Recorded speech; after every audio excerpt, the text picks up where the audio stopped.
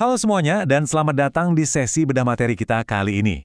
Coba deh kamu bayangin sebuah institusi monarki yang usianya udah hampir 3 abad. Logikanya, kerajaan kuno macam ini pasti perlahan-lahan bakal tergerus oleh zaman kan? Tapi gimana ceritanya kalau pemimpin dari kerajaan ini nggak cuma sekedar bertahan, tapi malah legitimasinya makin menguat di tengah era demokrasi modern? Nah, hari ini kita bakal membedah satu figur yang super kompleks dan pastinya sangat memukau dalam sejarah monarki Nusantara kontemporer. Yap, kita akan ngebahas Sultan Hamengkubuwono ke-10 dari Yogyakarta. Dari berbagai sumber historis dan kajian yang ada, kita bakal lihat sama-sama betapa masa pemerintahan beliau ini dipenuhi oleh paradoks-paradoks yang luar biasa. Oke, mari kita selami ini lebih dalam. Kita benar-benar dihadapkan sama kontras yang tajam banget. Di satu sisi, ada tradisi monarki Mataram dengan akar sejarah 300 tahun, lengkap dengan segala aturan adatnya yang super ketat. Tapi di sisi lain, kita melihat sosok raja yang usianya sekarang udah ngelewatin 8 dekade. Dan beliau ini bukan cuma simbol pajangan loh, beliau adalah pemimpin yang sangat aktif dan berjaya di tengah gemuruh sistem demokrasi modern Republik Indonesia. Kok bisa ya dua dunia yang bertolak belakang ini jalan beriringan? Nah, jawabannya ada di 5 paradoks utama dari kepemimpinan beliau. Ini dia, 5 paradoks yang bakal kita telusuri bareng-bareng hari ini.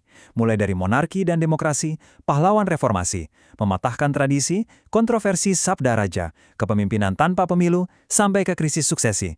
Kita masuk ke paradoks yang pertama, pahlawan reformasi. Nah, yang benar-benar menarik dari lini masa ini adalah gimana transformasi politik beliau terjadi secara mengejutkan. Coba kita tarik mundur ke tahun 1983. Waktu itu, Sultan yang masih bergelar Pangeran Mangkubumi adalah anggota DPR dari fraksi Golkar yang kita tahu persis adalah penyangga utama rezim Orde Baru Soeharto. Beliau bahkan jadi ketua DPD Golkar di Jogja. Posisinya benar-benar identik sama rezim saat itu. Tapi, perhatiin deh apa yang terjadi 15 tahun kemudian. Di tanggal 20 Mei 1998, ada peristiwa raksasa yang namanya Pisowanan Agung. Hampir 1 juta orang ngumpul di jalanan. Dan di momen krisis itu, Sultan justru turun dan hadir di tengah rakyat, mendengarkan aspirasi mereka. Sehari setelahnya, Soeharto mundur. Terus di bulan November, Sultan malah ikut deklarasi Ciganjur bareng tokoh-tokoh pro-demokrasi. Paradoks banget kan? Seorang loyalis struktur lama justru dapat legitimasi terkuatnya ketika dia milih jalan bareng rakyat penggerak reformasi. Sekarang kita lanjut ke paradoks kedua, mematahkan tradisi. Angka 7 ini melambangkan sesuatu yang gede banget buat kehidupan di dalam tembok keraton. Bayangin, selama 7 generasi berturut-turut, para Sultan Yogyakarta itu punya tradisi berpoligami. Ayah dari Sultan HBX sendiri punya 5 istri, dan pendahulunya lagi bahkan punya puluhan. Dulu poligami ini bukan cuma urusan personal, tapi strategi politik keraton buat bangun aliansi antar bangsawan. Tapi, waktu Sultan HBX menikah di awal tahun 70-an, beliau ngambil keputusan yang berani banget, memutus rantai 7 generasi itu dengan milih setia cuma sama satu perempuan. Alasannya simpel tapi dalam banget. Beliau merasa nggak bakal mampu menjamin keadilan kalau punya lebih dari 1 istri. Ini benar-benar keputusan etis yang sangat personal. Jadi, poin krusialnya justru ada di angka 0 ini. Pilihan beliau untuk monogami tadi ngebawa konsekuensi struktural yang sama sekali nggak direncanakan. Dari satu-satunya pernikahan itu, beliau punya 0 putra, alias nggak ada pewaris laki-laki. Padahal, sistem adat Mataram itu sifatnya agnatik yang mewajibkan garis keturunan dari pihak laki-laki.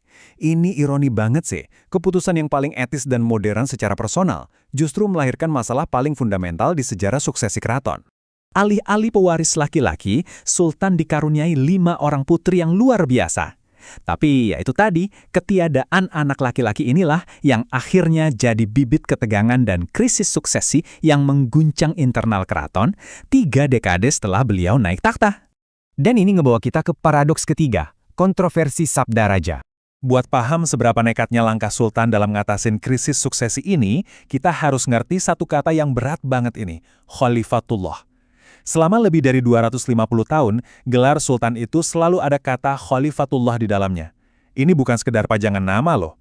Ini adalah fondasi teologis kekuasaannya, wakil Tuhan di bumi, perpaduan Raja Jawa dan otoritas Islam. Gelar ini juga ngasih sinyal kuat kalau pewaris tahta itu harus laki-laki. Selama 2,5 abad, nggak ada satupun yang berani ngutak-ngatik gelar ini. Dan ini dengan sangat brilian nunjukin betapa taktis tapi juga beresikonya manuver Sultan di tahun 2015. Di bulan April, lewat Sabda Raja, beliau tiba-tiba mencabut kata Khalifatullah dari gelarnya. Ini benar-benar revolusi secara semantik. Nggak lama setelah itu, di bulan Mei, beliau ngangkat putri sulungnya jadi GKR Mangkubumi. Gelar yang secara sejarah identik sama calon pewaris tahta. Jelas saja, ini langsung diprotes keras sama adik-adik sultan dan para kaum tradisionalis. Tapi yang paling menarik, di bulan Juli, Sultan secara halus narik balik permohonan ganti nama legalnya di pengadilan, walaupun gelar buat putrinya tetap dipertahanin. Kelihatan banget kan gimana tarik ulur kekuatan di dalam keraton ini super kompleks. Lanjut ke paradoks keempat, tanpa pemilu.